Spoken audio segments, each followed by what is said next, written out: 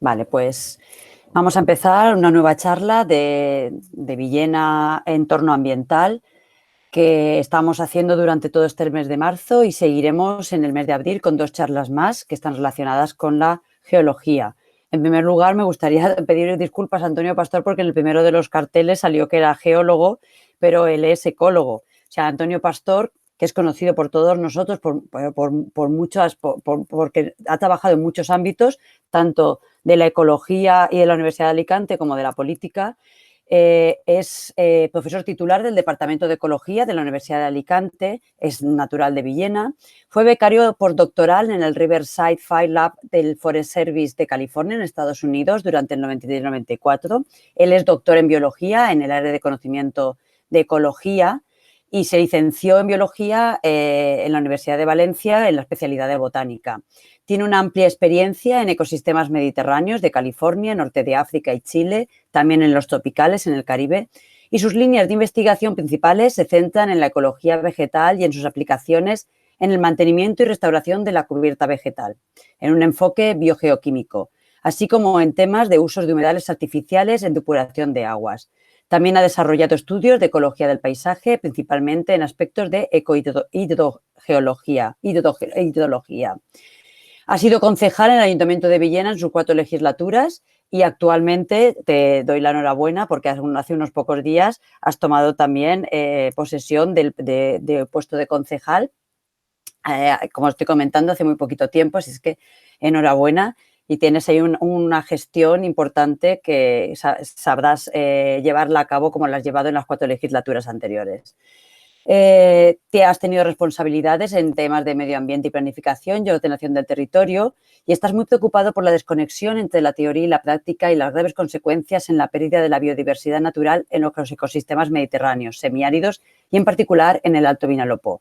Y hoy vienes a hablarnos con una charla que se titula Ecosistemas y biodiversidad del término de Villena. Con esta gestión lo perderemos todo.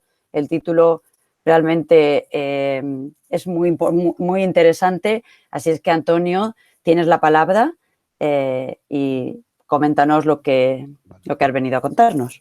muy bien. Una sola pregunta. ¿Ahora estáis viendo la primera diapositiva, el título, o me estáis viendo a mí? Es que no. No, la diapositiva, el Estáis título. viendo la diapositiva. Mm. Bueno, en primer lugar, yo quiero hacer una reflexión en que, en base a lo que las personas que hayáis estado asistiendo al ciclo hasta este momento, entiendo que aunque todos los estudios biológicos tienen un componente ecológico, pero yo diría que el planteamiento dominante que ha habido en las charlas anteriores ha sido la perspectiva desde las especies, ¿vale? Es decir, en biología, para intentar analizar y comprender la realidad de lo vivo, hay diferentes lugares desde donde colocarnos para realizar observaciones y para analizar eso que nos interesa de lo vivo o de las formas en que la vida se presenta.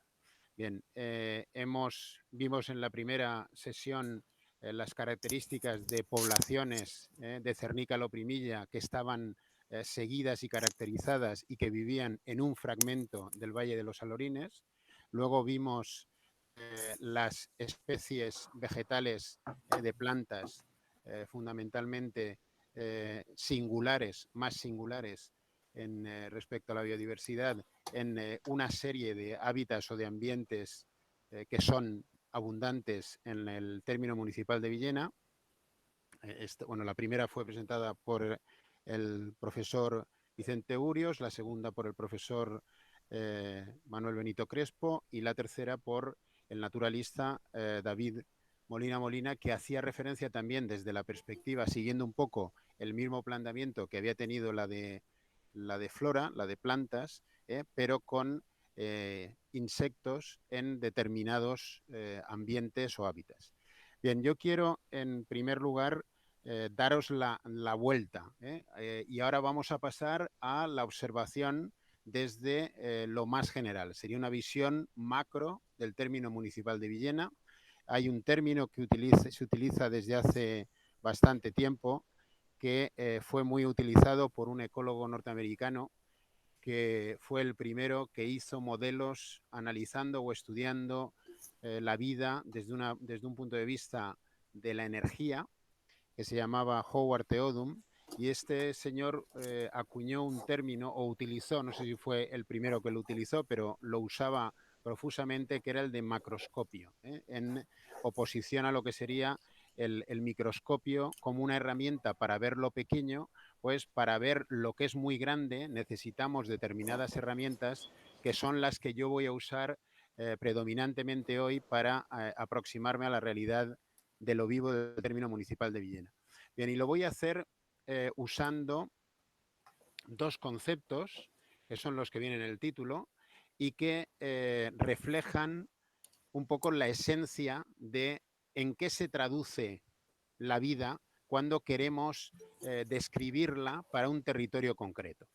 Y la primera diferencia que yo quiero resaltar en cuanto a mi posición respecto de las anteriores presentaciones es que yo voy a hacer más referencia a los ecosistemas y menos referencia a las especies. No porque sean menos importantes, sino porque cuando se decide analizar una realidad territorial, un fragmento de la Tierra, para ver lo que hay vivo en ese lugar, lo primero que tenemos que decidir es cuál va a ser el grado de detalle, cuáles van a ser los rasgos que vamos a utilizar para la descripción. En primer lugar, si yo tuviera que escoger un término, escogería el término ecosistemas. Vamos a hablar de ecosistemas. ¿Y qué son ecosistemas? Bueno, pues ecosistema es un término amplísimo que incluye prácticamente casi cualquier cosa que contenga algún elemento que sea un ser vivo, aunque sea un solo individuo o pocos individuos. De tal manera que un ecosistema es un tipo de sistema y un sistema es un conjunto de unidades que tienen interrelaciones entre sí, entre todas ellas, con todas tal vez no, pero una parte importante de ellas tiene relación con alguna de las otras y además que esa interrelación se traduce en que entre esos componentes, entre esas unidades, se transfiere algo. Bueno, en los ecosistemas la característica esencial es que al menos una de esas unidades tiene que ser un ser vivo, un individuo de una especie viva. Ahora que estamos en una pandemia, es importante referir que los biólogos estudiamos no solamente lo que se reconocen como seres vivos, sino también aquellas formas, aquellos entes que teniendo características y propiedades que los asemejan a los seres vivos, no se les considera todavía seres vivos. Y esos serían los virus, ¿vale? Entonces, estamos en una pandemia provocada por un virus que tiene unas características comunes con toda una serie de seres vivos. Esta muy simple, que es que su material genético está en forma de ARN y no de ADN, que es el que tenemos la mayoría de las especies, y esa característica nos une, esa presencia de ARN que nosotros también tenemos, pero con otras funciones dentro de nuestras células, nos une a esa realidad en un todo que el profesor Zafrilla en su presentación el otro día, cuando mostraba el árbol de la vida de Heisenberg y esa ramificación en la que iban apareciendo todas las especies vivas desde que se reconoce o se ha conseguido identificar que hay pruebas para decir que la vida existía ya en la Tierra, que es más de 3.500 millones de años, pues eso nos lleva a una situación muy particular, y es cuando queremos observar territorios, cuando queremos observar la Tierra usando el macroscopio, lo que vamos a tener que decidir es cuál va a ser la herramienta de simplificación, de abstracción, porque si pretendiéramos describir al mismo detalle los ecosistemas al que describimos una población o una comunidad, que es un conjunto, una comunidad sería un conjunto de diferentes especies que viven en un lugar, y una población sería el conjunto de individuos de la misma especie que viven en un lugar o en una parte de ese lugar, ¿vale? Si quisiéramos hacer esto, prácticamente nos veríamos desbordados. Por lo tanto, cualquier perspectiva, cualquier descripción que pretenda caracterizar un territorio usando el macroscopio tiene que ceder intencionadamente información, tiene que perder información. Y al perder información, lo que es muy importante es saber escoger en qué nos vamos a fijar para que esa descripción, para que esa caracterización sea suficientemente robusta, sea suficientemente buena, sea suficientemente sustanciosa en cuanto a lo que vamos a poder contar de lo vivo en ese territorio.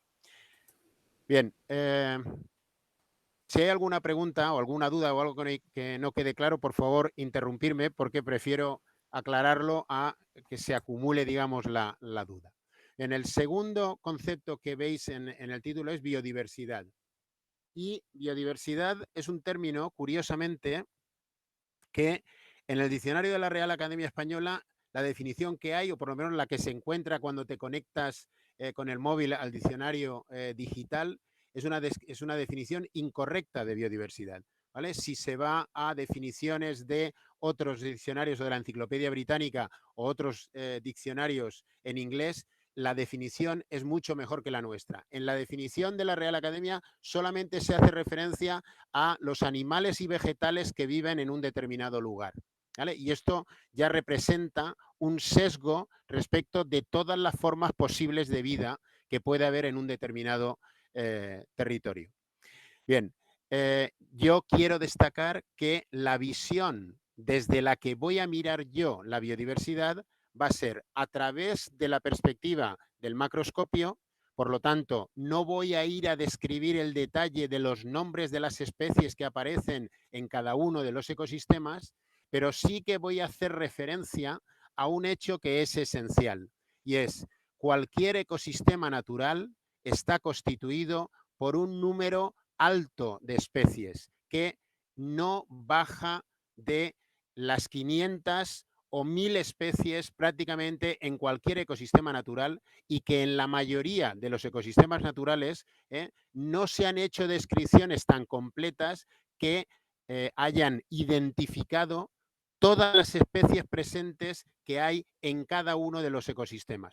Por lo tanto, esto es un rasgo que es muy importante para los que no seáis biólogos, que entendáis las consecuencias que tiene.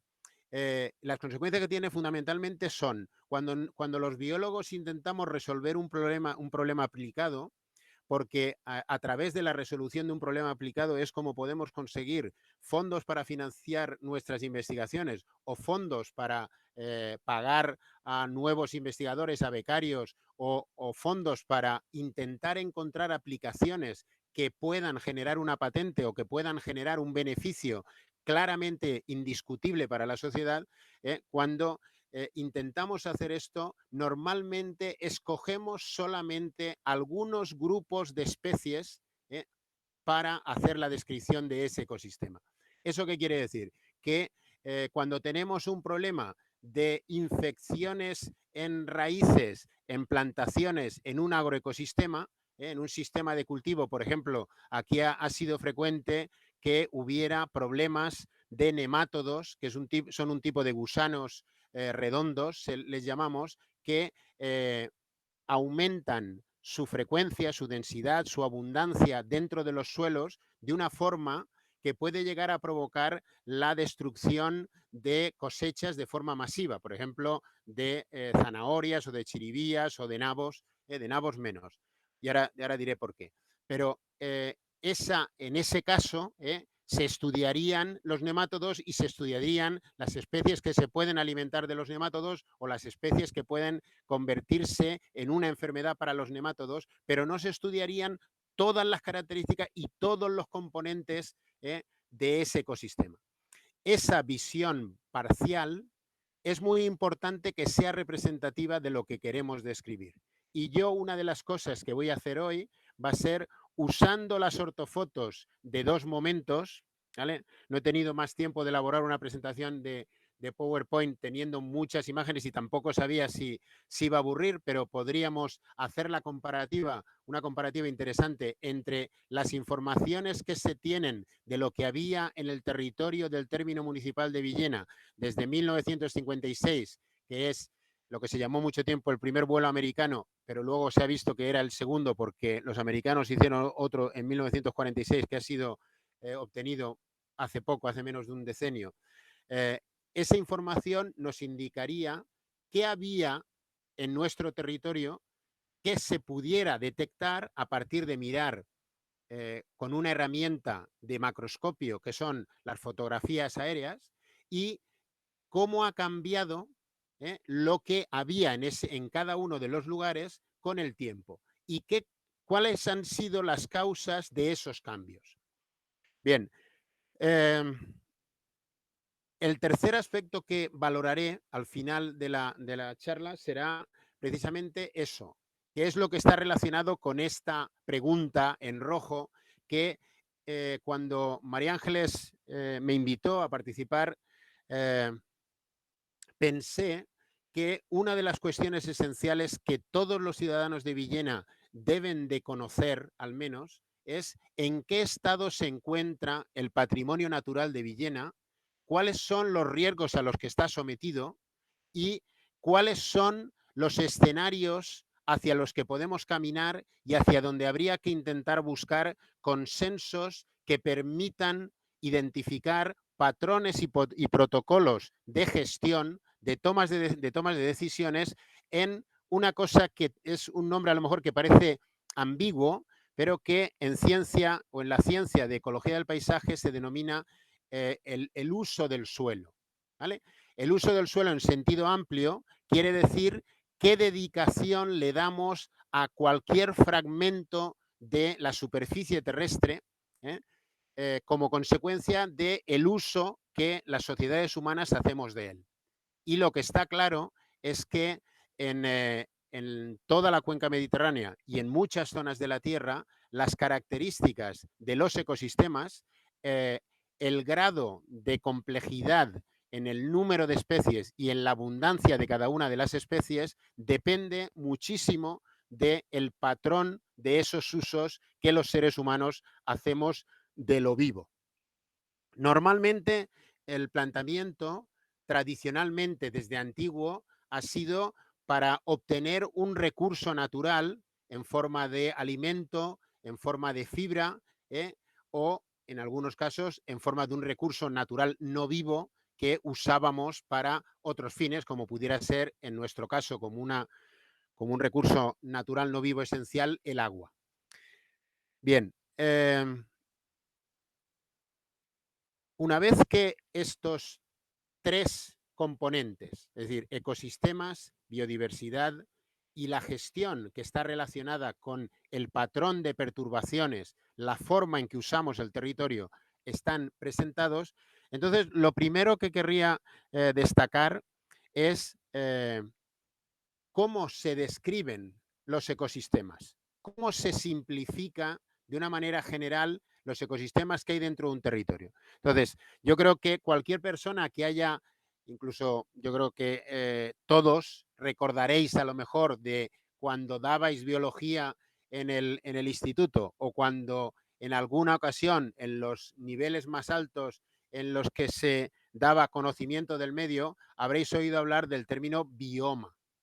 Bien, los biomas son tipos de ecosistemas y voy a enseñaros una simplificación muy utilizada en la descripción de ecología, que es este gráfico de aquí. Vale, con este gráfico de aquí, fijaros que lo que tenemos son una figura, aparentemente, que es una gráfica que tiene dos ejes. En el eje X tenemos la temperatura media en la superficie de la Tierra, en cualquier sitio, ¿vale? En grados centígrados, y tenemos una escala que va desde una temperatura media de casi 30 grados, temperatura media de todos los valores de todos los días del año, y aquí valores que están pues alrededor de 15 grados bajo cero de temperatura media. Variable en el eje X. Variable en el eje Y, precipitación anual. Es decir, la cantidad está en centímetros, por lo tanto, si le añadimos un cero, tendríamos los litros por metro cuadrado de precipitación que se recoge en un año. Ese año sería el año medio, porque en todos los lugares de la Tierra el patrón de recepción de precipitación no es igual y va cambiando cada año, y eso da una variabilidad que tiene una relevancia en algunos aspectos biológicos, pero que ahora no vamos a entrar a ese detalle.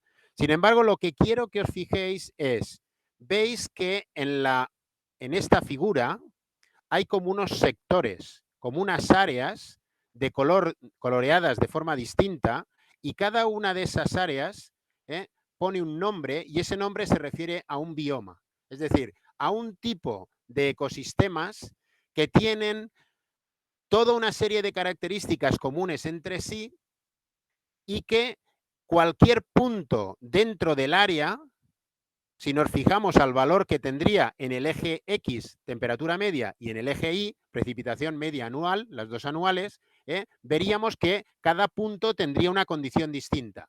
Pero todos los puntos que están dentro del mismo área tienen un tipo de ecosistema similar. Bueno, pues si esto está más o menos claro, lo que quiero deciros es que este color rojito que pone aquí, Woodlands and Shrublands, fijaros la forma que tiene así alargada hasta meterse en unas zonas muy frías y con muy poca precipitación, pero hasta prácticamente 10 veces de precipitación de diferencia en los sitios que tienen menos precipitación y entre los que tienen más, y prácticamente veintitantos grados de diferencia en la temperatura media. Esto incluye a las zonas mediterráneas del mundo. Bien, nuestro territorio está en uno de esos tipos de zonas, y lo que voy a hacer ahora va a ser, voy a salirme de esta imagen con la que quería que tuvierais una idea general de cómo los ecólogos miramos la realidad, y voy a pasar a las imágenes para acercarnos a nuestro territorio. Bien, si veis en esta imagen se ve el mar, se ve la costa, esto de aquí es el Cabo Las Huertas, por lo tanto Alicante está aquí, y eso es el Cabo de Santa Pola, y lo que veis en color amarillo es la cuenca del río Vinalopó completa. La cuenca quiere decir cuando llueve, el agua que, si no se infiltra, puede acabar escurriendo por las diferentes redes de acequias o de cauces o de ramblas, acabar en el lecho del Vinalopó y acabar desembocando al mar en la zona o a mitad de las salinas de Santa Pola a través de un canal artificial, ¿vale? Eso sería una unidad ambiental concreta definida por el agua, por el movimiento del agua, que es uno de los elementos esenciales a la hora de controlar los tipos de ecosistemas que vamos a tener dentro de un territorio. Si os fijáis, en color rojo está la delimitación del término municipal de Villena. Alrededor o tocando ese término municipal se ve un color azul, aquí, ¿vale? Este color azul que se extiende por aquí, que se sale del término de manera distinta. Bueno, pues eso serían cuencas, subcuencas hidrográficas que al menos un cachito toca el término municipal. Algunas están enteras aquí y otras no. Bien, ¿por qué he escogido este esquema? Voy a ver si esta imagen la puedo ampliar más aquí. Vale, sí. Así me gusta más. Bueno, entonces, fijaros que esto que veis aquí, si lo ampliamos más, sería la zona central del término municipal de Villena. Y esas líneas azules que vemos ahí son las líneas que están identificadas dentro de las redes hidrológicas oficiales que tiene la Confederación Hidrográfica del Júcar. ¿Os da la sensación de que parece como si estuviera incompleta esta red? Si os dais cuenta, algunas de estas líneas se acaban y no llegan a lo que serían los cauces aparentemente principales. No sé si conocéis o tenéis alguna información sobre esto, pero básicamente esta línea rectilínea de aquí hasta aquí, que hace una curva, una recta y otra curva hasta aquí, todo esto sería la acequia del Rey, y esta línea de aquí, por aquí, sería el cauce antiguo del río Vinalopó, hasta llegar aquí, y esto fue el cauce nuevo del río Vinalopó que se construyó en el segundo decenio principios del segundo decenio del siglo XX, y que es por donde en la actualidad, cada vez que hay un episodio de lluvia torrencial o nieva y luego hay un deshielo fuerte y hay una torrentera, el agua que viene de Bañeres, de Benejama, Cañada, Campo de Mirra, pasaría por este trazado y saldría por aquí al cauce del río Antiguo en esta unión y saldría por la colonia de Santa Eulalia hacia afuera. Pero si os fijáis, del resto hay una parte importante de las redes que no conectan, que parece que acaben en un sitio y que no conecten con el río. Bueno, pues esa sería una de las primeras características de nuestro territorio. Y estamos en un territorio que desde hace miles de años ha presentado cuencas endorreicas, es decir, ha presentado depresiones que no tenían salidas a un cauce que llevara ese agua al mar. Y ese hecho ha provocado que hubiera grandes lagunas o pequeñas lagunas o rosarios de lagunas repartidos a lo largo del territorio. Ese es uno probablemente de los caracteres principales del territorio del término municipal de Villena si nos fijamos en características ambientales. Y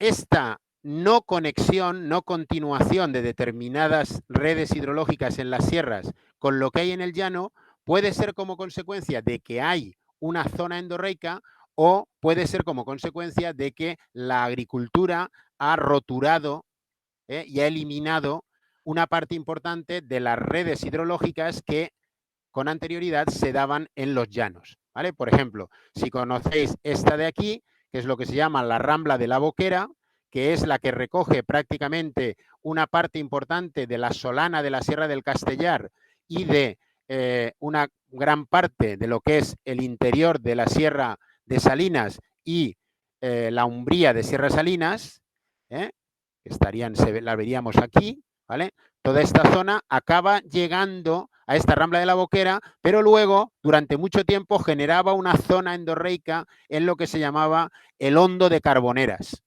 que imagino que lo conoceréis, pero es una vez nos vamos desde Primadomus, como si nos fuéramos hacia la colonia, pues una zona muy rica, deprimida a nivel agrícola, que tiene muchas plantaciones de vid vieja y que tiene un gran valor o ha tenido un gran valor agrario a diferentes niveles. Bueno, si nos fijamos en otras zonas del término, vemos que esa red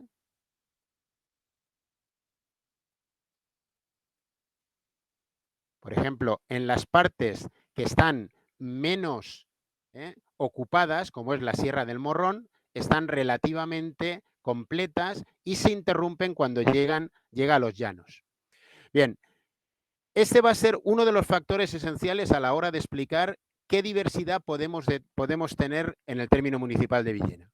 ¿Habría alguna información más alrededor de el Valle de los Alorines, que sería este de aquí, ¿vale? Donde se ve que hay una conexión que se sale del término porque a través de la Rambla del Angosto entra en término de Caudete y luego vuelve a entrar por la llanura que nos comunica Caudete con Villena, ¿vale? En toda esta llanura de aquí.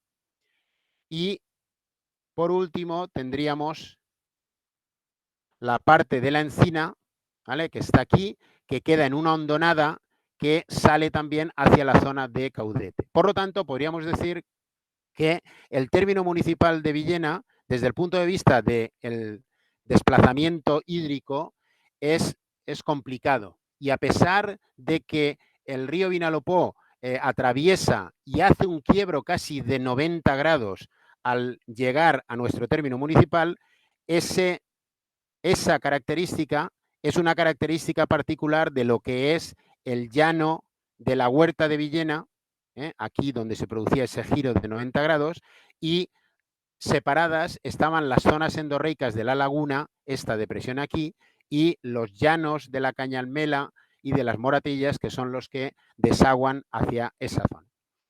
Bien, si nos fuéramos a mirar, creo que es este, perdonad un segundo.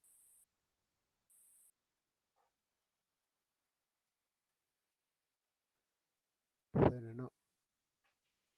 Vale. Si nos fuéramos a mirar nuestro término municipal desde un punto de vista de cuáles son las características de los materiales que tenemos, vemos que hay muchos colores. ¿Veis? Y esos colores, fijaros que si ampliamos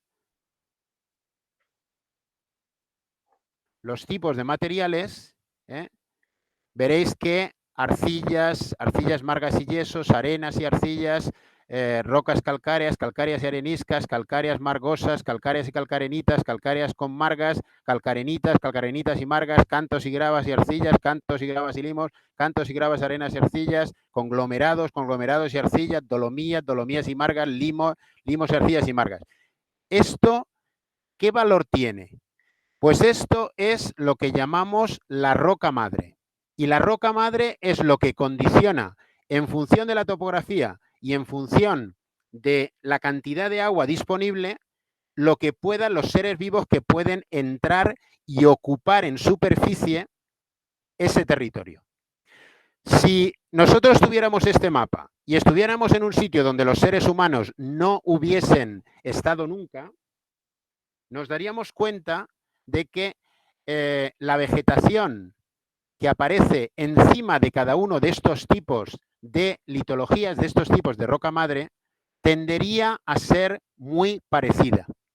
Sin embargo, en la actualidad, cuando intentamos recomponer o identificar si los tipos de ecosistemas que hay en los lugares que tienen las mismas características de roca madre, las mismas orientaciones porque se exponen al sol más o menos tiempo, las mismas cantidades de disponibilidad de agua porque están en una zona llana o baja que la acumula cada vez que llueve, o en una zona alta que solamente la que le cae en el instante en que cae es la que va a retener.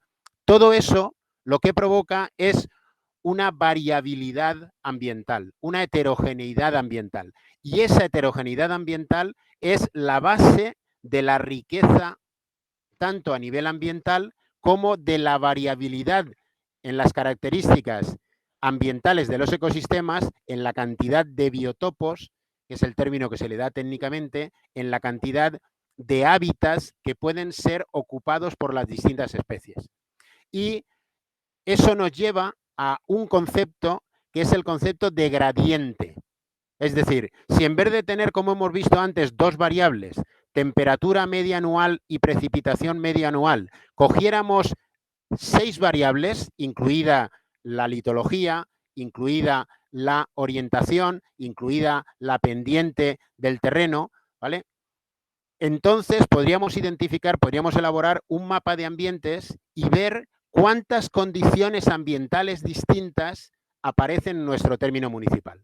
Y esa variabilidad ecológicamente significa riqueza ecológica. Porque si tenemos un sitio muy homogéneo en cuanto a las características ambientales, lo más normal es que si no hubiera intervención humana, el resultado, el tipo de cubierta vegetal, que es la base, las plantas es lo que permitirá que entren otros organismos, aunque previamente puede haber habido bacterias, insectos, protoctistas y otros organismos muy distintos, que ahora os haré una especie de visita rápida para que veáis los que pueden aparecer en el suelo y para que entendáis cómo la complejidad real de los ecosistemas, a la hora de describirla, la podemos describir los especialistas y podríamos contarla si explicar esa diversidad, esa variabilidad, asociándola a un patrimonio natural muy rico, con mucha riqueza, si tuviéramos descritas todas esas composiciones de todas las especies, de todos los ecosistemas posibles. Bien, no da tiempo realmente hacer en una charla como hoy ni siquiera una presentación, pero a mí se me ha ocurrido que una forma de ilustrar esta variabilidad haciendo referencia a un aspecto que normalmente no se suele tocar, es el que hace referencia a la variabilidad de organismos que viven en el suelo. Si me dejáis un instante, a ver,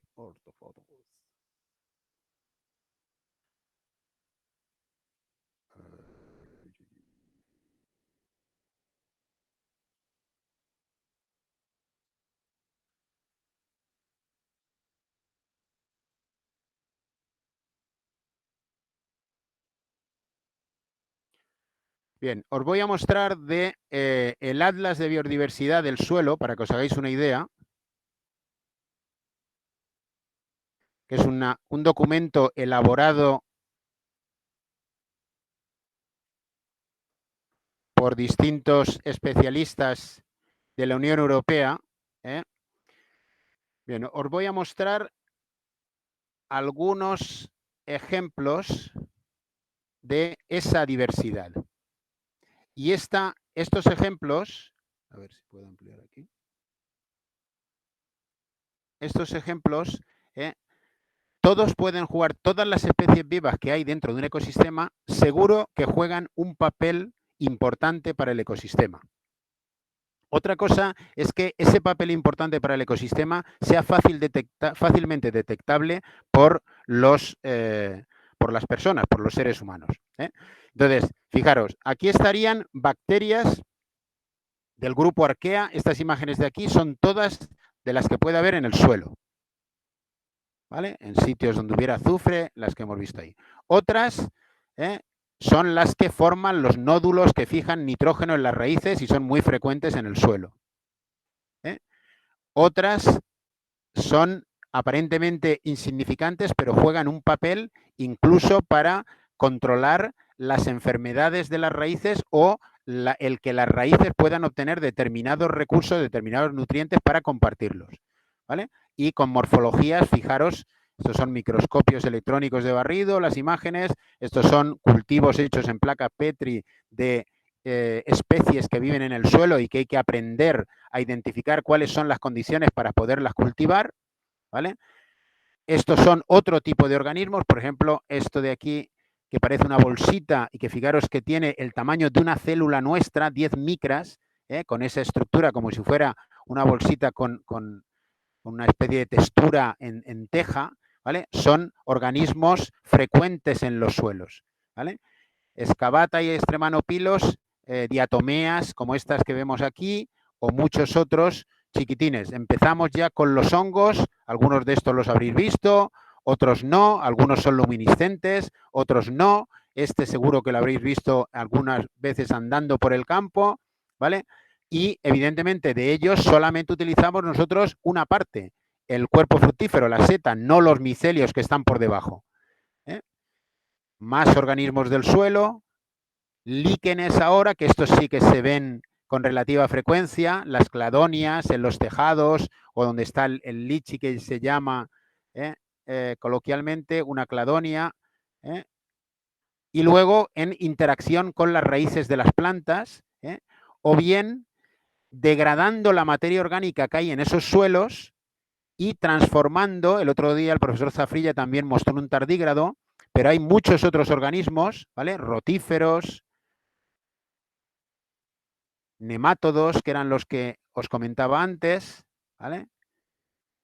Que pueden tener una función beneficiosa o no. Enquitríades, que son uno de los grupos más importantes a la hora de mantener la calidad de un suelo en cuanto a el ciclado de nutrientes, el ciclado biogeoquímico de la materia orgánica, se va procesando y otros organismos se alimentarán de los excrementos de los organismos previos y así sucesivamente, generando unas cadenas tróficas que son muy complejas y donde puede haber ácaros, que nosotros los conocemos por las garrapatas de los perros, pero que también pueden aparecer en los suelos, o colémbolos, que son los que trocean las hojas y las partes de materia orgánica o incluso los cuerpos de los animales una vez que están secos y muertos durante mucho tiempo para que esa materia orgánica pase a otras formas hasta que llegue a una forma inorgánica dentro del suelo.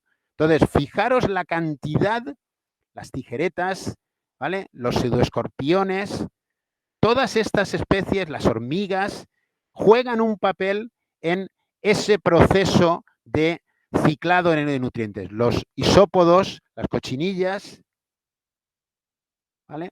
Los miriápodos y las lombrices.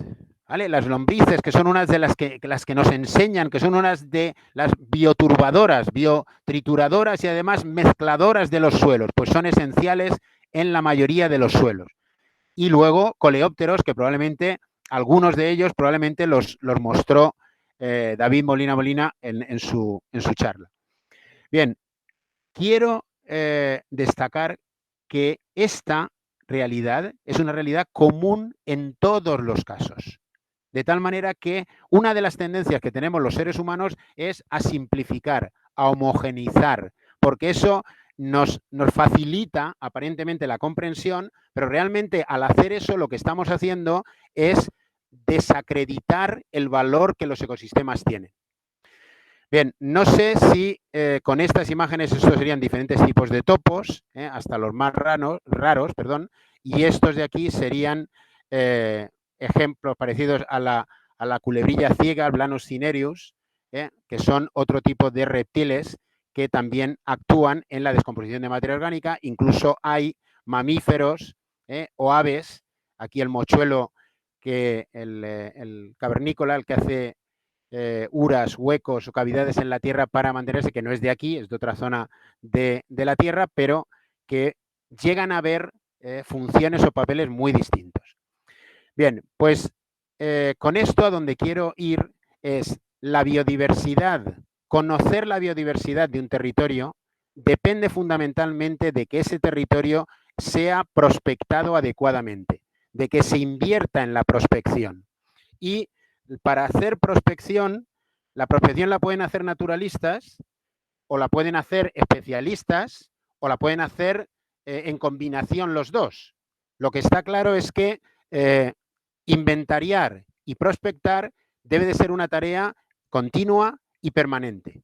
Y el valor de los ecosistemas, el valor de la biodiversidad de un determinado territorio es directamente dependiente de la cantidad de dinero que se invierte en esas prospecciones, en esos inventarios, en esas caracterizaciones. Y una de las características que se dan, por desgracia, en nuestro territorio es que el ayuntamiento ha invertido e invierte muy poco dinero en eso.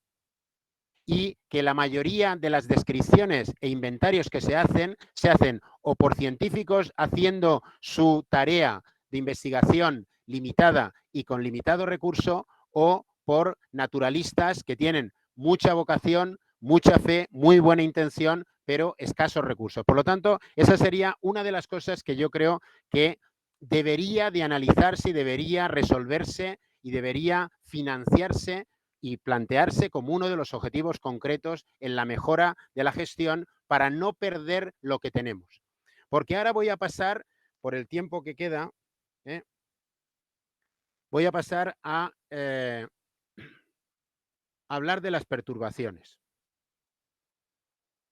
¿Cuáles son las perturbaciones que se han producido en el término municipal de Villena? Bueno, pues yo diría que el término municipal de Villena es un término municipal, como he dicho, al mirar la imagen litológica, rico ambientalmente, ¿vale? Es un término municipal rico porque presenta dos grandes tipos de formaciones, las formaciones que llamamos del Kuiper, que son las formaciones de yesos y arcillas, que aquí coloquialmente le llamamos la zona de los cabezos o la zona de los cabecicos, que se extienden formando una línea que básicamente va desde la zona de la lagunilla, ¿vale?, en línea paralela o separando las dos zonas de sierra a lo largo, paralela a la autovía, en dirección a la colonia de Santa Eulalia, o a los cabezos que hay en la zona del plano de Sachs, y que serían estos colores azules que aparecen aquí. Vale, esto se debe a un rasgo geológico, tectónico, es decir, una gran grieta que hay en los materiales del sureste ibérico, que hicieron que materiales mucho más antiguos, los materiales del Kuiper, salieran en esa fractura.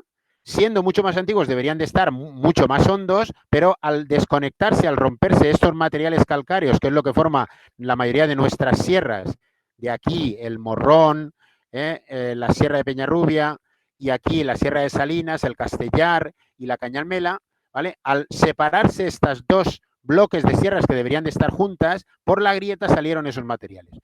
Y eso generó una serie de variantes, pero la variante principal es que ha habido un gradiente muy importante dentro del término municipal de Villena, que es el gradiente entre la orilla oeste de la cuenca endorreica que delimitaba la laguna, esta de aquí, donde estaría por aquí la Virgen, ¿vale?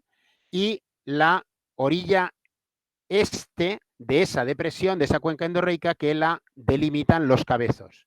Y el gradiente no solamente está en una transición entre dos materiales muy distintos, aquí no hay yesos, aquí hay dominancia de yesos y de margas y de cloruros y de sales, pero el agua que hay aquí es salobre o muy salina si pasa muy cerca disolviendo los diapiros de sal que hay debajo, por eso tenemos saleros en Villena, y el agua que sale de aquí, que viene sobre todo del altiplano de Yecla y de la conexión con el altiplano de Yecla, sería agua dulce. Por lo tanto, ese gradiente entre agua dulce y agua muy salada es una zona perfecta para que pudiera haber mucha diversidad de especies.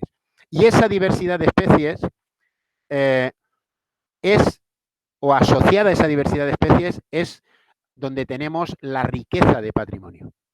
Pero todo se simplifica y la simplificación se ha hecho alrededor de una especie, que es la más llamativa, la que está en peligro de extinción, la que tiene planes especiales, que es el fartet. Y el fartet es un pececito muy raro que aparece desde aquí, pero aparece también en todo lo que eran las zonas borde del antiguo mar de Tetis, que era el mar que existía, que tocaba estas costas antes de que África se empotrara junto con Arabia contra la placa de Eurasia y separara lo que es el Índico actual, el océano Índico actual del mar Mediterráneo. ¿Vale? Entonces, esas especies, el fartet y muchas otras especies, proceden de esa época de la historia de la Tierra. Y por eso tiene un valor singular, además de porque está, como otros ponentes anteriores han comentado, además porque estamos en zonas de saladares de interior, en zonas continentales, no en zonas costeras. Pero estos saladares y estas poblaciones, en algún instante en la historia de la Tierra, fueron costeros.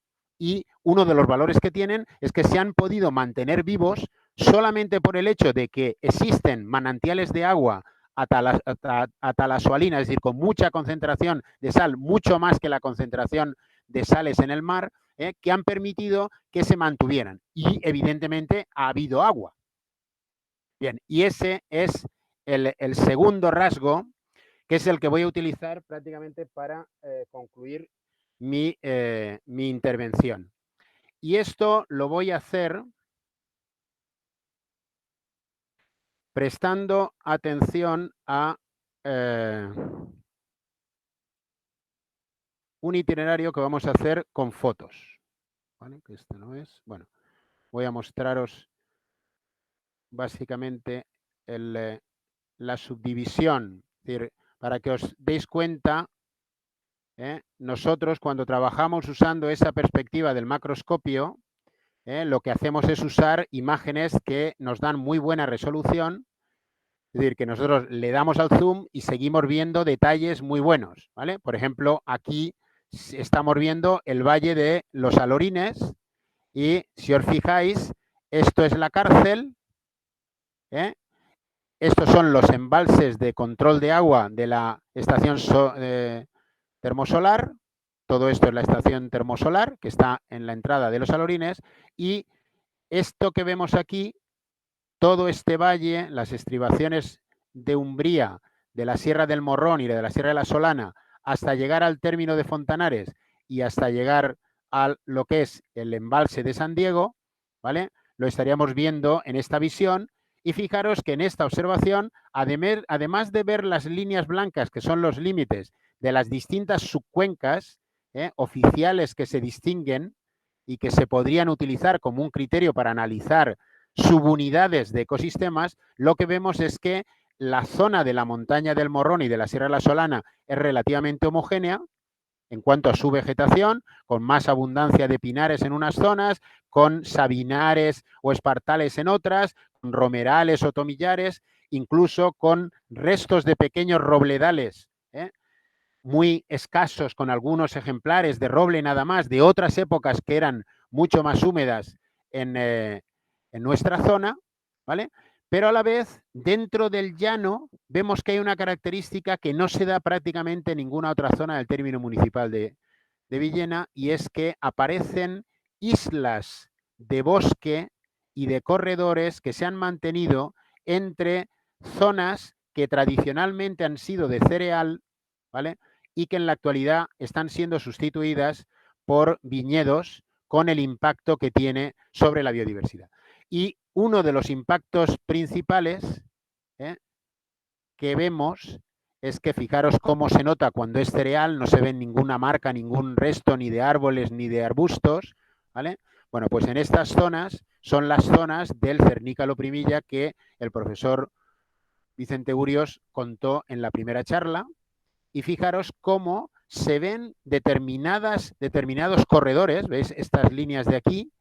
Pues esto es algo que ya no queda en el resto del término, que es un sistema, una formación riparia, es decir, una zona por donde el agua se mueve con relativa facilidad y que todavía conserva la vegetación riparia típica. Aquí es de los pocos sitios en el término municipal de Villena donde se pueden ver formaciones de enea y formaciones y juncedas bien robustas y bien hermosas y bien densas, porque las condiciones ambientales del suelo se han mantenido.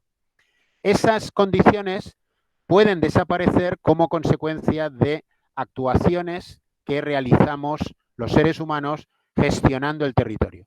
Y aunque podría poner muchos ejemplos, podría irme ahora a la depresión de la Encina, ver que aquí esos bosquetes en la zona del llano no se ven, ¿vale? Que aparte las infraestructuras como consecuencia de las líneas del tren y de convencional y del AVE han fragmentado y generado fronteras que son muy significativas para determinadas especies, como barreras que son claramente infranqueables por ellas muchas veces, ¿vale? Pero lo que voy a hacer ahora va a ser irme a la laguna para que veáis que hay una separación claramente incluso en los colores, y el color gris del fondo de la laguna es porque durante mucho tiempo estuvo en condiciones anaerobias y eso generó que los óxidos de hierro tendieran a ser de color grisáceo y de color por las formas químicas de esos óxidos de hierro, ¿vale? Frente a los óxidos en zona anaerobia, sin oxígeno, mientras que los sustratos, aunque fueran mucho más antiguos, que procedían de épocas donde eran mucho más áridas el depósito de esos materiales, todos los óxidos de hierro están en formas rojizas y amarillentas y es el color que tienen muchos de estos materiales de los cabezas. Pero voy a terminar haciendo una visita en fotografías a la Acequia del Rey. Y la Acequia del Rey sabéis que es uno de los núcleos de conflicto en las cuestiones o problemas de gestión en el término municipal, y a la vez es el único biotopo húmedo que queda dentro del término municipal de Villena.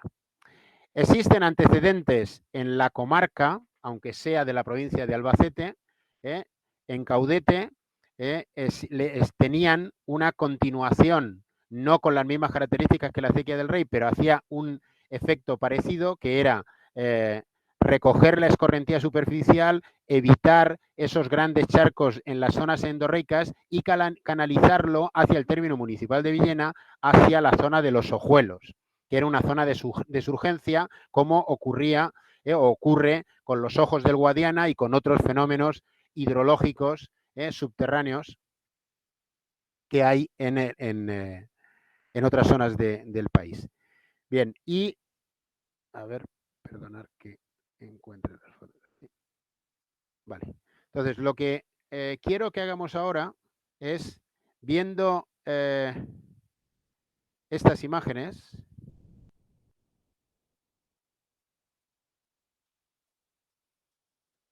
a ver, bueno, si le doy así, no, perdonar. Ver la situación actual de la acequia del Rey después del último desbroce o limpieza que se ha hecho. Normalmente la acequia del Rey es, como he dicho, el único enclave que mantiene agua de forma permanente y de forma amplia, tiene una extensión de casi 11 kilómetros, se alimenta de surgencias naturales que quedan muy pocas, hay una parte de ellas que son de agua salobre, es decir, que no llega a tener la concentración de agua de mar, pero en algunos puntos puede llegar a superar la concentración del agua de mar, pero es agua limpia. En otros lugares, sobre todo en la zona de la huerta, lo que se llamaban las partidas, puede haber también surgencias de agua dulce, pero principalmente el agua que recibe la recibe del efluente que se tira, que no se usa, del agua de la depuradora, de la estación depuradora de aguas residuales, una vez que ese agua se ha procesado. Y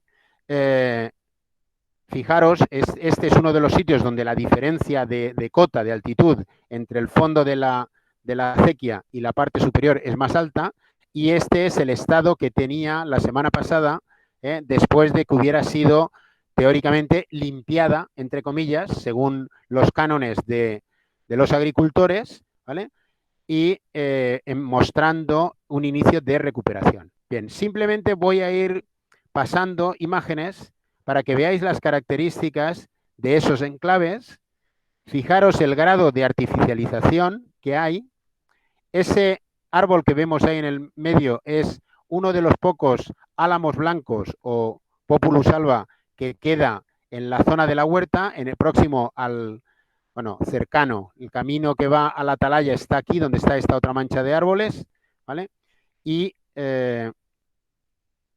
fijaos cómo cuando con anterioridad aquí había un zanjón que separaba y protegía el camino respecto de lo que era la zona agrícola, y ese zanjón alimentaba de agua a este árbol y a otros más que se han hecho desaparecer, pues en la actualidad parece ser que la necesidad de suelo agrícola lleva a que los aspersores tengan que estar a menos de medio metro prácticamente donde está el camino, cuando las ordenanzas dicen que no se puede labrar hasta 2 metros del camino.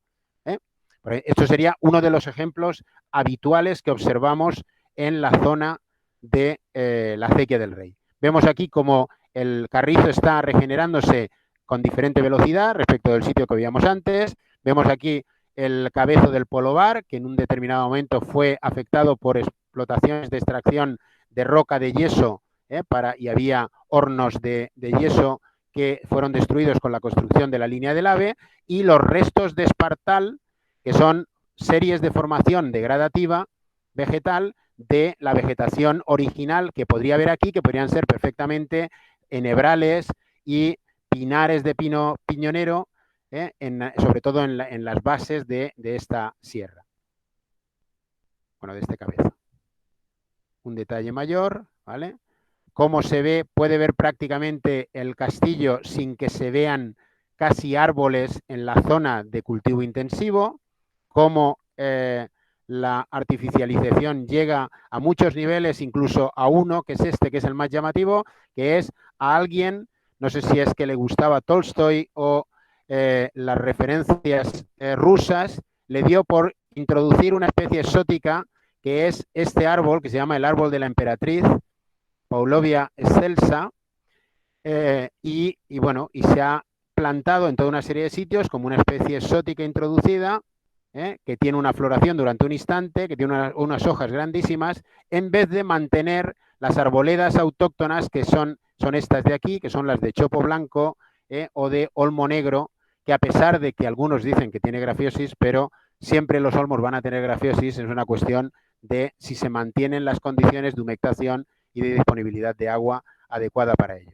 La intensificación se ve que para plantar perales y para dar riego por goteo se modifica prácticamente todo, y en algunas zonas de la huerta donde las casitas de algunas personas, segundas residencias, se convierten casi en islas de biodiversidad, porque en el resto lo que se hace es eliminarlo todo. Es decir, esto es una plantación de peral y aquí se acaba, aquí está el límite donde toda esta línea de la boja, que es una triple, es un arbusto que llega a generar formaciones muy extensas en el llano que va desde el Cauce Nuevo hasta la colonia de Santa Eulalia, ha sido eliminada cuando protegía y mantenía el talud del camino, teóricamente por un interés de poder cultivar más cerca. Fijaros que la línea de aquí de plantación de estos árboles está más cercana que esta línea más antigua que está ahí.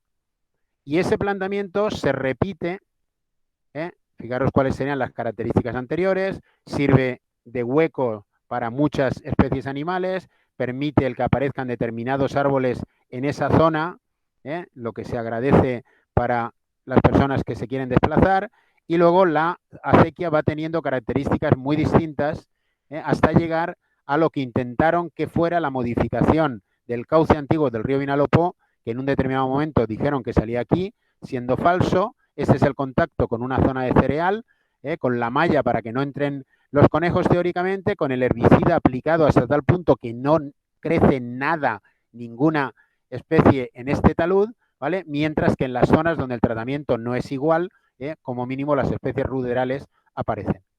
Bien, este patrón, esto sería otra zona que se parecería más a el paisaje de la huerta con las acequias de desagüe y los carrizales en la zona final.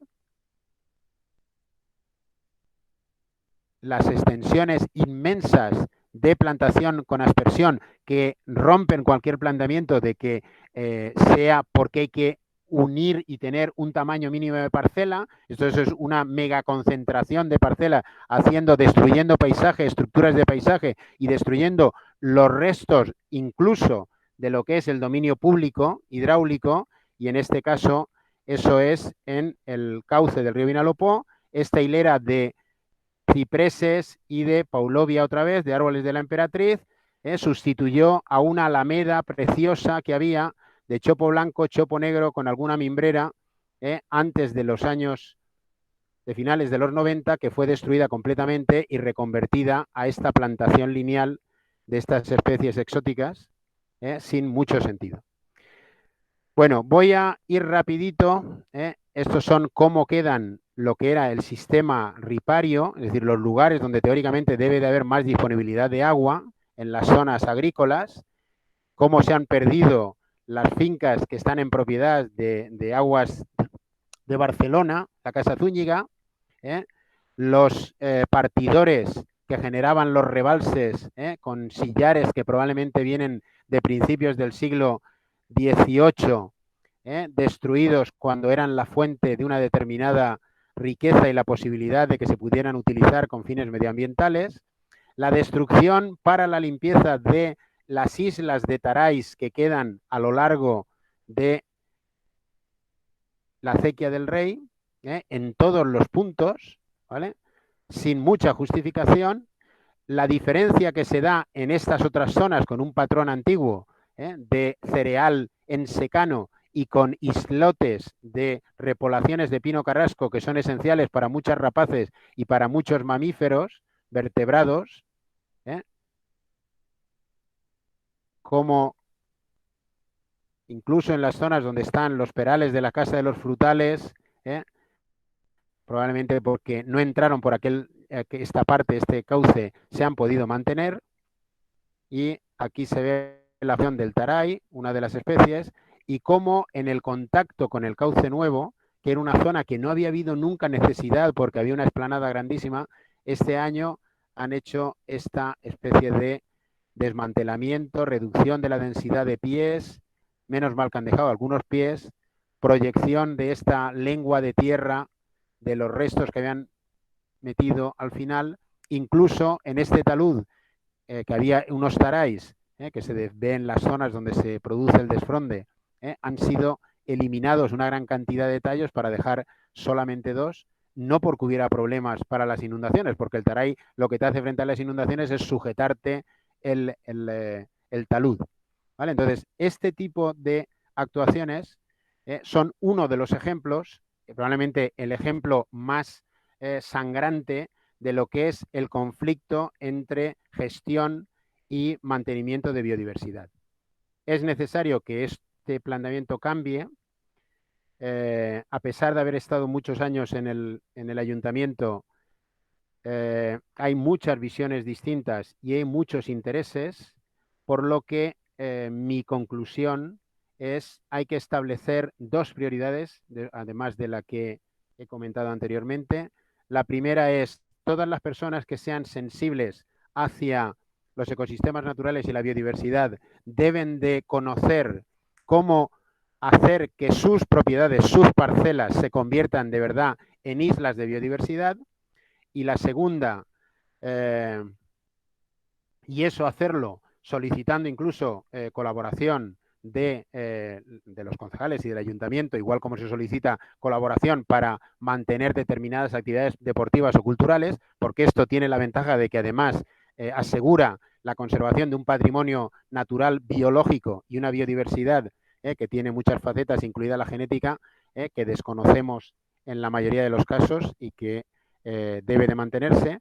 Y en segundo lugar, hay que recuperar todo el dominio público que está siendo usurpado y que está acabando en manos privadas porque la gestión y el control de ese dominio y los deslindes o el sancionar o el pelear administrativamente y el definir cuáles son esas propiedades, si no se hace, al final acaba estando en manos privadas. No hay que hacer nada más que un recorrido por el cauce antiguo del río Vinalopó por la Huerta y se pueden ver ejemplos de cómo esa usurpación se ha producido y cómo, si no se toman medidas, acabarán esos terrenos desapareciendo, porque es muy fácil cortar un árbol y muy difícil recomponer toda esa biodiversidad que está asociada. Y como último comentario y última conclusión, uno de los objetivos de los que yo me siento muy orgulloso como resultado de mi gestión, los años que he estado en el ayuntamiento y que no he sido el único concejal, porque también Damián Martínez y Pepe Martínez Ortega en su tiempo Damián Martínez compró zonas en las Casas de Jordán, terrenos a propiedad municipal en las Casas de Jordán y Pepe Martínez Ortega compró la parte de la Sierra de la Villa, que es propiedad municipal, que es la que, digamos, la parte de la Solana y la umbría de la Solana, la que está antes de llegar al camino que nos lleva al repetidor. Y yo adquirí para el ayuntamiento, cuando fui concejal en 2003-2007, la parcela grande donde están las charcas de los Cabezos, más otra parcela en el límite de la laguna, la que está enfrente del Cerezo, donde hay varios bosquetes de pinos que son reserva para aves y son un sitio que podría ser el germen de lo que fuera uno de los proyectos que yo creo que debe ser emblemático para la protección de los ecosistemas y la biodiversidad en el término municipal de Villena, que es la recuperación de un cachito, de una parcela dentro del LIC y la zona húmeda catalogada en el catálogo de zonas húmedas de la Comunidad Valenciana, que es la Laguna y Saleros de Villena, pues debe de generarse una zona que permita tanto la introducción o la reintroducción del fartet, que ya se está haciendo en algunos enclaves, pero que permita extender eso y mantener un ecosistema no solamente agrario intensificado como el que hemos visto en esta visita, sino con un valor patrimonial y un valor de patrimonio natural que pueda durar en el tiempo. Y yo creo que eso solamente se consigue seguro si el terreno está en manos en propiedad municipal y además designado dentro de la normativa municipal como un bien, unas propiedades que tienen como objetivo conservar determinados ecosistemas y determinados tipos de especies que son singulares. Creo que lo voy a dejar aquí. No sé si me he pasado un poco. Sí, me pasó un poco, pero... Bueno, está bien porque ha sido muy interesante, Antonio. Y bueno, ahora sí, sí que daría tiempo a un pequeño turno de palabras si alguien quiere hacer algún tipo de pregunta.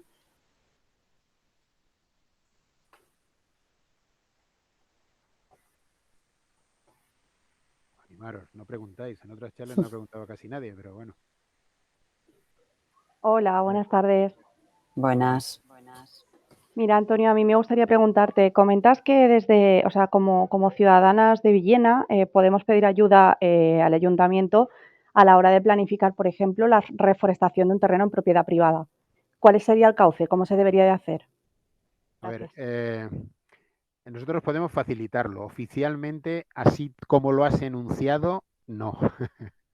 Es decir, uno de los problemas que nos generó o que generó la corrupción en este país es que la plasticidad que teníamos los concejales a la hora de generar recursos y de hacer actividades divulgativas y participativas se han limitado muchísimo.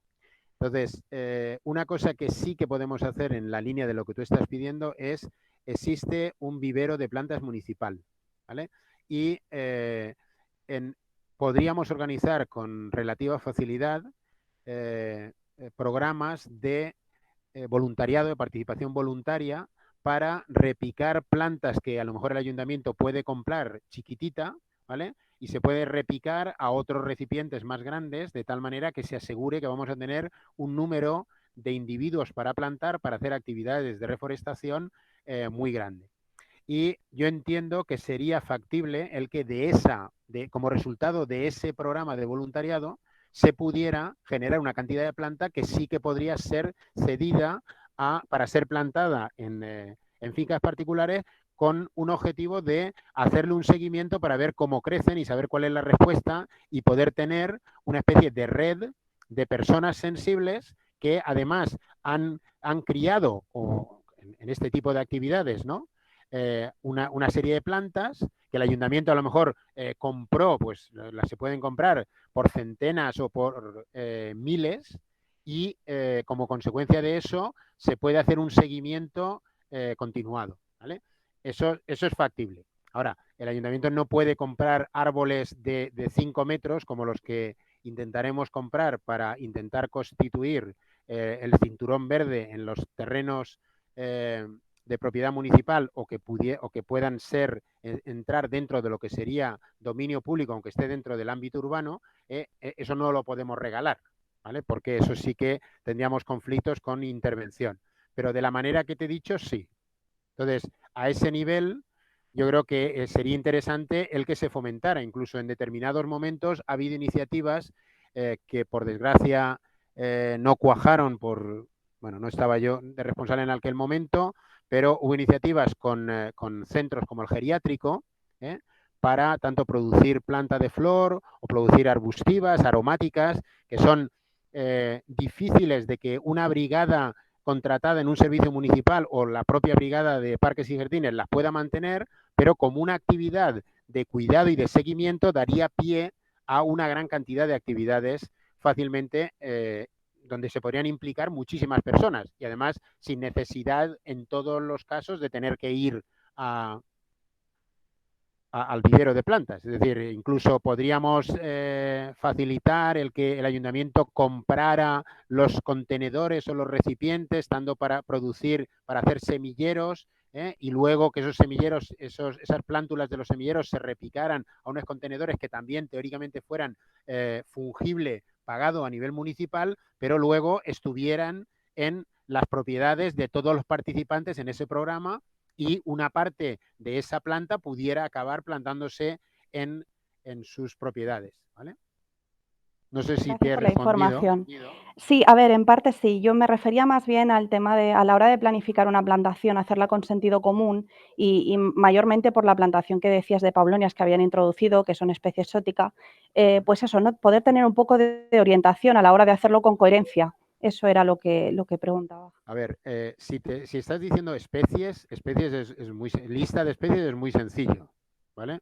Porque cualquier biólogo, María Ángeles mismo ha hecho descripciones y tiene un trabajo publicado de las especies de aquí, las descripciones que vienen de los bosques típicos riparios en el libro de vegetación de la Enciclopedia Catalana de Historia Natural, te puede dar una referencia directa e inmediata de toda la lista de especies, y yo te puedo hacer una lista en un momento de cuáles serían las especies más fáciles que se podrían reproducir. El problema que tenemos es que este término de empoderar, que utilizan tanto los colectivos feministas, hay que conseguir extenderlo al ámbito medioambiental. Y una de las cosas es que empoderar el ámbito medioambiental quiere decir que cada vez tiene que haber más personas, aunque sean de ideologías completamente distintas, pero que coincidan en que todas las acciones de gestión unilateral, privadas, pero que se les dé seguimiento, son mucho mejores, mucho más eficaces que muchos de los programas que se les da bombo y platillo y que se publicitan, porque muchas veces no hay un seguimiento. Entonces, yo creo que eso es una de las cosas que hay que hacer, y os animo a que generéis colectivos. Es decir, todo el colectivo, 5 personas creo que pueden formar una asociación. Por lo tanto, si esas personas se dedican a fomentar la introducción de 3 especies autóctonas, pues serán las especialistas que conocerán y que desarrollarán y que el ayuntamiento podrá financiar. Y puede ser en ese ámbito, o puede ser en el ámbito de soberanía alimentaria, en conservar las semillas de los pocos agricultores que todavía conservan plantas, calabazas, tomates, pepinos, y otras especies autóctonas que puedan ser utilizadas. No sé si con esto te doy alguna indicación. Sí, perfecto, muchas gracias. Bueno, tenemos 2 manos levantadas. Primero levanta la mano Santi Hernández. Hola, buenas. Hola. ¿Me escuchas bien, no? Sí. Vale. Hola, buenas. Bueno, primero darte las gracias por la presentación, Antonio, que ha estado muy interesante. Y quería hacerte una pregunta acerca de 2 proyectos de los que has dejado caer de alguna forma, que me consta que llevas bastante tiempo defendiendo y que de alguna forma darían solución a algunas de las problemáticas que has planteado durante la ponencia, que serían el plan especial de la huerta y la laguna, que lleva mucho tiempo sobrevolando, pero nunca se acaba de concretar, y puede ser la solución para muchas de las cosas que estabas contando de estos espacios. Y luego el proyecto de regeneración que has comentado, que llevamos hablando mucho tiempo, acerca de recuperar un pequeño espacio en la laguna. ¿Hasta qué punto son factibles y qué perspectivas hay? ¿Tienes alguna noticia de en qué fase están ambos proyectos? A ver, una de las cosas que ocurre es que el proyecto del Plan Especial de la Huerta, ¿vale?, es una herramienta de ordenación del territorio, por lo tanto es una herramienta urbanística, y está sometida a la dinámica de todos los planes especiales, ¿vale? Por lo tanto, la voy a dejar para después. De las 2 cosas que has planteado, en este momento y con lo que queda de legislatura, yo quiero apostar, sin decir en absoluto que no voy a apostar por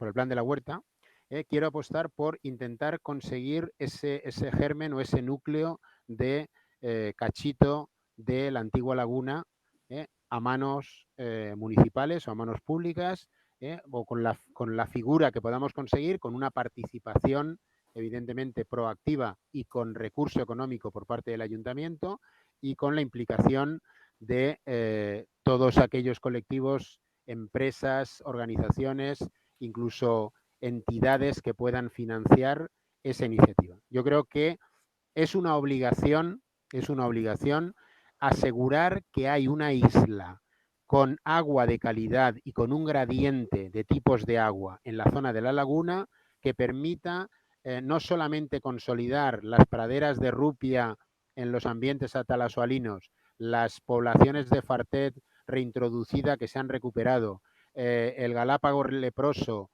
y muchas otras especies de aves que seguro que aparecerán en el momento en que se genere esa isla que no pueda ser modificada ni perturbada por ninguna obra, y eso creo que es muy factible de conseguir. Es simplemente intentar generar una corriente de personas que hagan saber al ayuntamiento que es necesario que haya una inversión. ¿Vale? No estoy hablando de, en lo que queda de legislatura, de 300.000 euros o de 400.000 euros, que es chiche y nabo en comparación con un presupuesto de más de 22 millones de euros, ¿vale? Y esto para que la propiedad de esa parcela pudiera ser del Ayuntamiento de Villena y que luego se pudieran conseguir otro tipo de subvenciones, ¿vale? Eso me parece que es perfectamente factible y yo voy a trabajar por ello. Bien, ahora, en el tema del plan de la huerta. El plan de la huerta se tendría que haber elaborado en el año 93, ¿vale? 1993. Como herramienta urbanística, la desgracia generalizada que tenemos en esta comunidad y en otras, pero hay otras que no es tan vergonzoso como ocurre aquí, es que por los altibajos y los vaivenes políticos se han generado un montón de normativas urbanísticas, pero no todos los territorios han tenido el mismo éxito ni la misma dedicación a la hora de conseguir que se forzara el cumplimiento de la norma. ¿Esto qué quiere decir? Que la Consellería podría haber en el año 1995, y si me apuras, en el 99, haber forzado la declaración de un plan especial de la huerta o de la zona húmeda, que le llaman los técnicos aquí, de todo el perímetro que se incluye que abarca una parte importante de la huerta, desde la línea convencional del tren hacia el oeste, ¿vale? Prácticamente casi toda la laguna, no todos los enclaves y todos los biotopos y todos los ambientes que son relevantes a nivel de biodiversidad en la laguna, pero una parte importante de ellos. Y la pega está en los conflictos que genera, ¿vale? Yo, durante el tiempo que no fui concejal, realicé varios proyectos que están disponibles en medio ambiente en el ayuntamiento, aunque falta el que indicaba cuáles eran las zonas que yo a nivel de islitas conservaría, porque no me fiaba, porque igual que os he mostrado lugares de que es muy fácil llegar un día con una motosierra o con una retroexcavadora y hacer desaparecer una arboleda, un rodal de chopo blanco, un rodal de sauce o una acequia entera, pues ese documento yo no lo entregué. Pero creo que hay bases para poder elaborar ese documento. La única pega que hay es que no sé si has oído hablar del proyecto de la acequia del Paso Alto, que es el desagüe de escorrentías natural de Villena, que es el que nacía más cerca del pueblo y llegaba hacia el Prado de la Villa antes, pero en la actualidad se puede identificar muy bien desde al lado de donde está la estación de bombeo de la depuradora, ¿vale? Y sigue una acequia de anchura importante, con una cantidad importante de ejemplares de olmos antiguos, algún sauce Salis babilónica, plantado pero grande, alguna mimbrera ya muy deteriorada, algunas zonas donde quedan plantaciones artificiales hechas, pero en lo que son los tramos finales en conexión con el cauce natural del río Vinalopó, ya en el núcleo de la olla. Entonces, ese proyecto, que había mucho interés en que se realizara, entra en conflicto con la figura del Plan Especial de la Huerta. Y bueno, puede ser que si me dan esa responsabilidad, yo intente acelerar y por lo menos conseguir un plan especial que haga una subdivisión y que esperemos que dé tiempo a aprobarlo en estos 2 años. Y si no, ¿vale? Pues no me comprometo públicamente a decir que esto va a ocurrir, ¿vale? Lo que sí que puedo decir, y no sé si hay agricultores entre la audiencia o no, pero ha sido muy difícil en algunos momentos alcanzar consensos porque los planteamientos por parte de algunos agricultores han sido completamente inaceptables. Y pongo como por ejemplo el proyecto de la acequia del Paso Alto. Se redactó con la intención de que tuviera la función de desagüe que requería la Confederación Hidrográfica del Júcar, por lo tanto, un canal donde se puede meter un bobcat, y que puede limpiar de vegetación cada X tiempo para asegurar que cuando entre el agua salga pitando, ¿vale? Pero se intentó combinar el que saliéndonos del trazado antiguo en determinadas zonas que eran conflictivas y conservando tramos del antiguo canal, de la antigua acequia del Paso Alto, con sus arboledas y con su vegetación riparia y la que aparece naturalmente en los fondos, poder generar tanto zonas de esparcimiento recreativas en esos puntos como zonas donde pudiéramos artificialmente, utilizando la red de riego que hay, a partir de propiedades municipales, anegar esos fragmentos de acequia. Eso que en cualquier otro lugar de Europa se consideraría como un proyecto modélico y que pretendía conseguir una integración muy interesante, pues aquí el planteamiento de, por ejemplo, la comunidad de regantes de Huerta y Partidas era que si el ayuntamiento no había sido capaz de limpiar una acequia, que menos iba a limpiar la antigua, aunque lo hubiéramos hecho nueva, más los trozos que dejáramos para naturalizar, que también haría falta de alguna vez limpiarlos. Entonces, yo creo que la discusión tiene que pasar a unos niveles técnicos y que los políticos tienen que aceptar que esos criterios técnicos serios tienen que estar encima de la mesa. Yo peleé mucho durante la anterior legislatura para que se hiciera un estudio serio antes de empezar un desbroce como que el que se ha hecho de la acequia del Rey en la actualidad.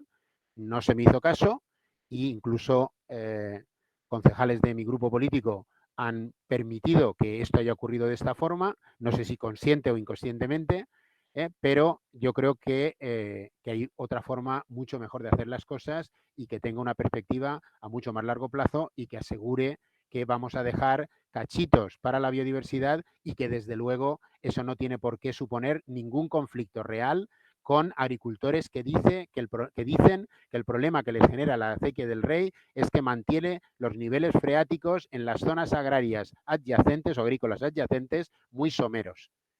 Menos en la zona del perímetro de la laguna, donde eso creo que es completamente inevitable, porque además de estar protegida, los cultivos que tienen que ir ahí van a tener esa problemática solamente por la estructura sedimentaria que tiene la laguna.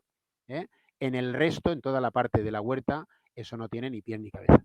Por lo tanto, el desbroce ha hecho, que diríamos en un bosque, la tala ha hecho, la eliminación ha hecho. La única mini ventaja que tenemos es que, gracias a Dios, que el carrizo, Phragmites australis o sus variedades, es de las especies vegetales de plantas más resistentes que hay, con más capacidad de regeneración. Pero bueno, las fotos que os he mostrado muestran que todos los huecos que había, todas las zonas donde el día que fui a hacer las fotos vi salir una pareja de ánade real, pues y hay multitud de especies que requieren el que haya carrizal, igual como hay otras que requieren el que no haya carrizal, pero es que lo que se ha hecho ha sido hacerlo desaparecer por completo. Bueno, hay una última pregunta, Antonio. Sí. Mariano López tiene la mano levantada. ¿Haces tu pregunta? ¿Se me oye? Sí. Sí. Ahora. Si quieres, un momento, Mariano, si quieres, Antonio, puedes dejar de presentar y se te verá a ti entero en la pantalla. Vale. A ver. ¿Ahora se me ve? Sí, bueno, ahora se ve a todos. Hola, Antonio. Hola, Mariano, buenas tardes. ¿Qué tal? ¿Cuánto tiempo sin verte, hombre? Pues sí, que es verdad. Oye, escúchame, una pregunta.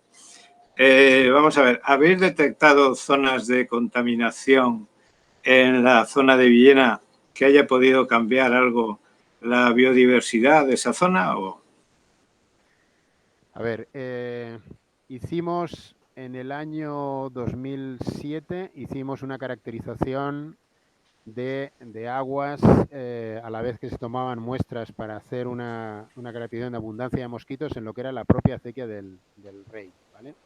pero problemas de contaminación como tal solamente se han dado alrededor del punto de vertido del emisario de la depuradora, fundamentalmente por aguas no depuradas, o que para evitar el que entre en la depuradora se circunvalaban directamente y se tiraban directamente a la acequia.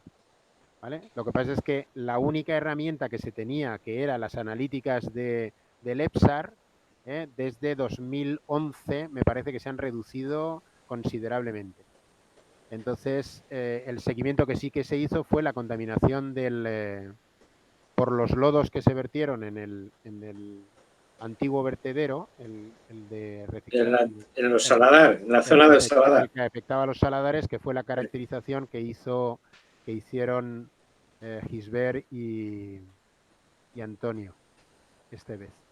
Que esos piezómetros sí que se han mantenido, ¿vale? Y en la primera caracterización que ellos hicieron un tiempo después, que luego supuestamente se tenía que hacer otra para comprobar si ya no había entradas de aguas contaminadas por fecales en las simas del Kuiper, del sistema kárstico del Kuiper, esas entradas aparentemente en el último control que se hizo parecía que ya no había entradas de organismos fecales. Ya, porque no sé si te acordarás que yo actué en el primer estudio y en aquel momento sí que había contaminación. Sí. En el primer estudio que se hizo. En el primero sí que había contaminación, que fue fue la justificación que nos llevó a poder hacer los piezómetros en la segunda. Efectivamente, sí, que se hicieron unos piezómetros, sí, correcto, sí. ¿Vale? Y yo confío, es decir, yo creo que esa es la línea en la que creo que deberíamos de llegar a ese nivel, es decir, el conflicto hay que pararlo a nivel político diciendo, a ver, objetivemos técnicamente esto, que si hay contaminación en el piezómetro se detecta, y si el nivel del piezométrico sube, oscila o baja o cambia las características del agua, también se puede detectar. Pues vamos a hacer lo mismo, vamos a instalar una cantidad de piezómetros repartidos estratégicamente según un asesoramiento por geólogos dentro de toda la zona cultivada a lo largo de la acequia del Rey. Sí. Y en base a eso tener un sistema de control que es completamente objetivo. Y en los sitios, si hubiera algún problema, pues entonces analizar cómo se podría resolver. Pero si no, claro, lo que se ha planteado, desde luego, va directamente contra el núcleo de biodiversidad. Ya. Entiendo yo. Vale, pues nada, muchas gracias. Muchas gracias, Mariano. Vale, hasta luego. Hasta luego. No te oímos, María Ángeles, no te oímos. Perdón, que digo que como no hay más preguntas, si quieres, pues lo dejamos aquí, que ha sido una charla intensa y muy interesante, la verdad. Y bueno, en principio, muchísimas gracias. Comentarle a las personas que están aquí que seguiremos estas charlas después de Semana Santa, el día 13 de abril. Ya nos queda la parte de la geología, primero la hidrogeología, que nos la dará José Miguel Andreu, y luego pues algunas curiosidades geológicas que nos dará Pedro Alfaro. Es que son dos profesores de geología de la Universidad de Alicante. Muchísimas gracias, Antonio, y mucha suerte en tu andadura nueva y a seguir trabajando por Villena, que lo has hecho durante toda vida y seguirás haciéndolo.